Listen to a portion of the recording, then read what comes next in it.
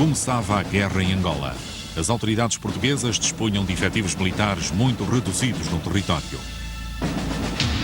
Antes de março de 61, e mesmo durante o massacre que ocorreu nessa altura, os efetivos de Angola eram extremamente diminutos.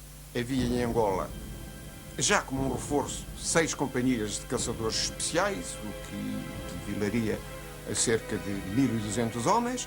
Além disso, havia naturalmente as unidades de guarnição normal, constituídas por africanos. Quando eu fui fazer essa viagem à Angola, nós ainda não tínhamos nenhum dispositivo militar no terreno, estava em organização para um território que era 14 vezes maior que Portugal.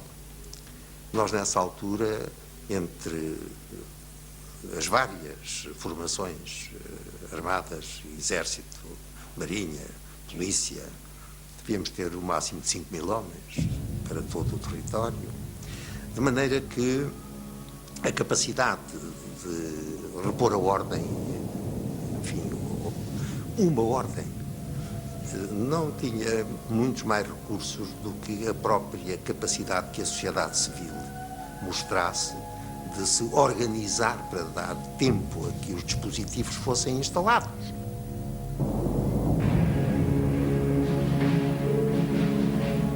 No entanto, os militares estavam há já 2 anos a preparar-se para esta guerra.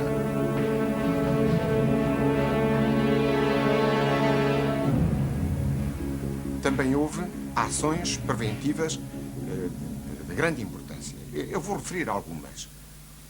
Uma delas, naturalmente, foi o envio de um conjunto de oficiais à Argélia para, junto do exército francês, no campo de instrução de pacificação e contra-guerrilha, frequentar um curso para reunir, para coligir, para obter a doutrina que era indispensável à guerra subversiva.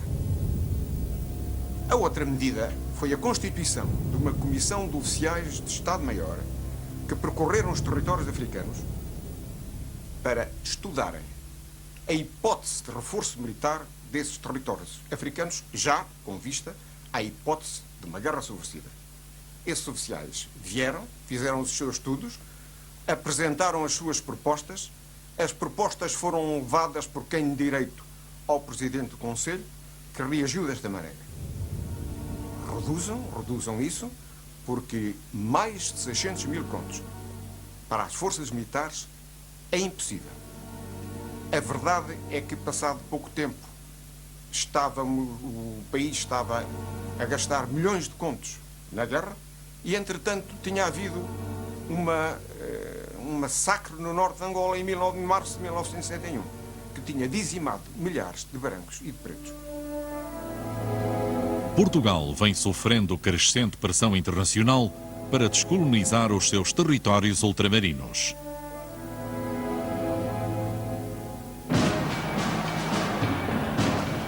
Os Estados Unidos e a União Soviética, em clima de Guerra Fria, apoiam e incentivam esta política de descolonização, procurando substituir-se às antigas potências colonizadoras.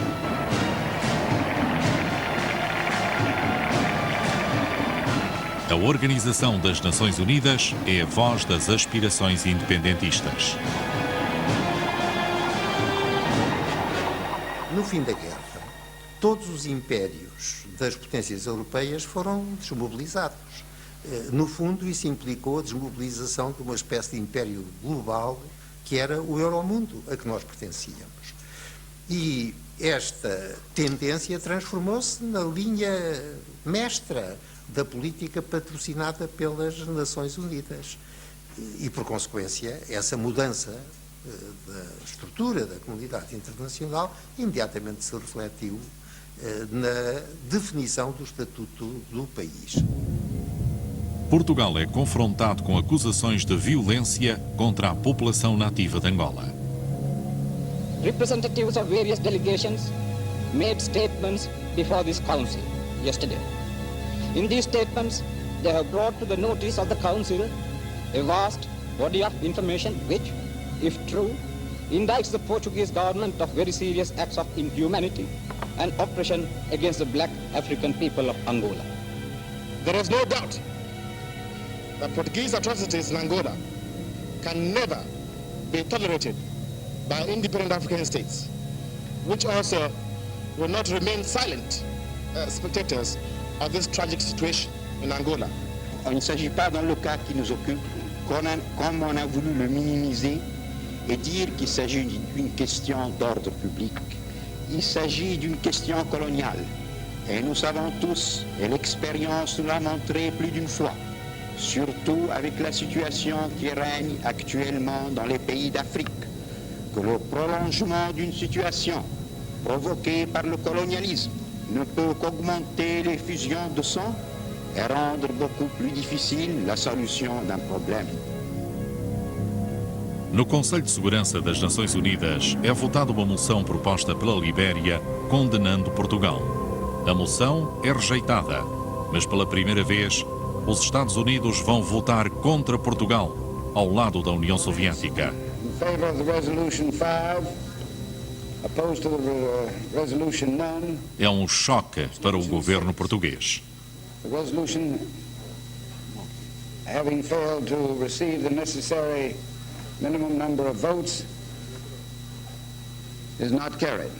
Os Estados Unidos seguiam uma política de certa duplicidade, que era uma política de não nos hostilizar, mas também de não hostilizar os nossos inimigos. O Presidente Salazar entendia que os americanos não nos apoiavam quando nos deveriam apoiar. Quer dizer, aí há um erro, evidentemente, e a história veio provar que o Presidente Salazar estava errado. Quer dizer, o Presidente Salazar pensou que a posição de Portugal em África era tão importante que os americanos, como líderes do mundo ocidental, deviam apoiar a posição portuguesa.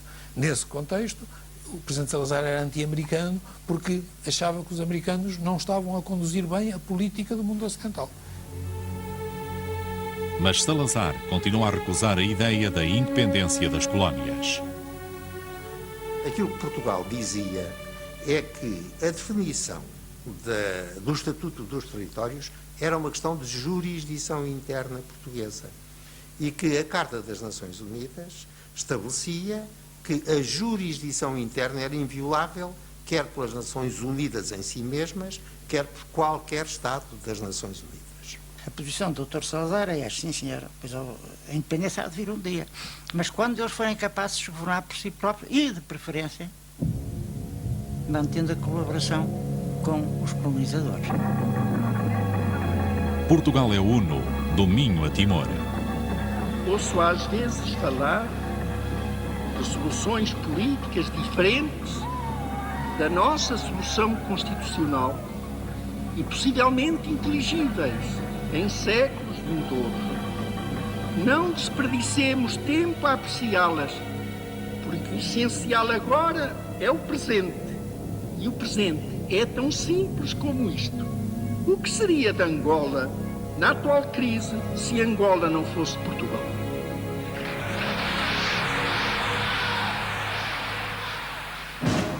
Em África, desde meados dos anos 50, mais de 20 países se haviam tornado independentes. Alguns deles eram vizinhos das colónias portuguesas e não eram vizinhos amigos.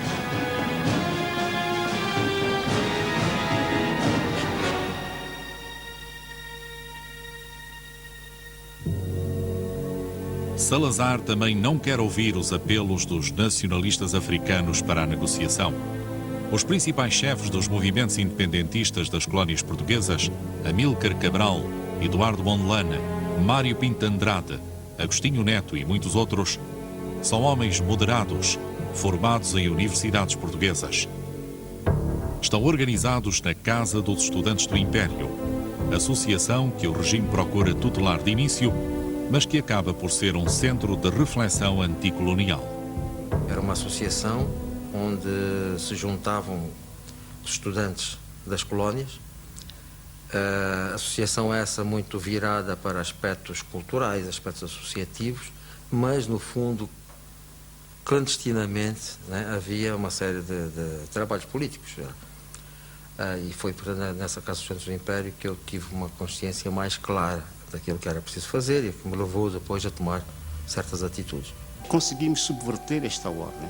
A casa que é do Império passa a ser a casa do anti-Império. E, a partir desta casa do anti-Império, vão surgindo os movimentos de consciencialização. O facto de terem chegado estudantes de Angola, Moçambique, de todas as colónias, isso permitiu que nós tivéssemos conversando um conhecimento mais perfeito daquilo que se passava em cada um dos nossos países. Essa ideia da unidade de luta surge deste conhecimento que cada um trouxe o seu quinhão e conseguimos fazer deste quinhão um movimento unitário. Da Casa dos Estudantes do Império saem muitos indivíduos que vão integrar as direções político-militares dos movimentos de libertação em Angola, Guiné e Moçambique. E um facto curioso, estes movimentos não eram movimentos racistas, como por vezes se pretende dizer. Estes movimentos não eram tribalistas, como por vezes se pretende determinar. Eram movimentos abertos. Mantêm laços fortes com Portugal. Querem negociar. Nous avons toujours dit que nous sommes prêts à n'importe quel moment à négocier. C'est au portugais de dire quelque chose. Et comme nous parlons la même langue, c'est pas difficile de s'entendre. O Amílcar fez uma carta aberta ao governo português, também dizendo: estamos preparados e prontos para iniciar a ação armada, mas não queremos fazê-lo sem lhes comunicar ainda para procurarmos uma solução e sem guerra, na verdade, uma solução que respeite as aspirações do nosso povo à liberdade e à independência. Essa carta também não teve resposta. Em 1960, o MPLA, Movimento Popular para a Libertação de Angola, envia ao governo português as primeiras propostas. Reconhecimento solene e imediato do direito do povo angolano à autodeterminação.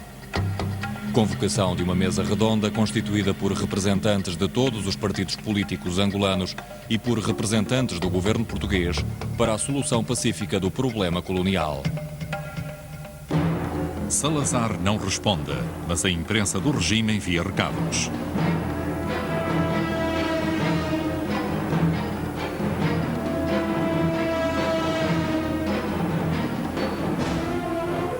Salazar mantém uma atitude intransigente, mas não é acompanhado pelos principais chefes militares e principalmente pelo ministro da Defesa, Botelho Muniz, preocupado com a situação das Forças Armadas.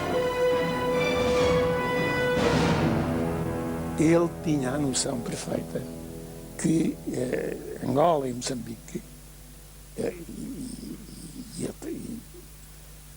as outras províncias, chamadas províncias ultramarinas, iriam sofrer embates para o qual as nossas Forças Armadas não estavam preparadas.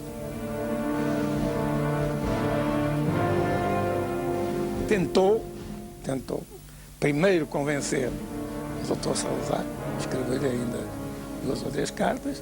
O Dr. Salazar, claro que não, influenciado por variedíssimas pessoas, defendeu aquele conceito da ideia da nação una desde o Minho a Timor, e é claro que não aceitou.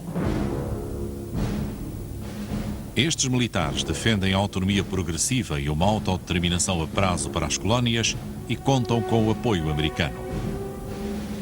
Os Estados Unidos estão convictos que Portugal deve instituir reformas básicas e de longo alcance para os seus territórios em África. O objetivo deve ser tal que acabe por conduzir à autodeterminação.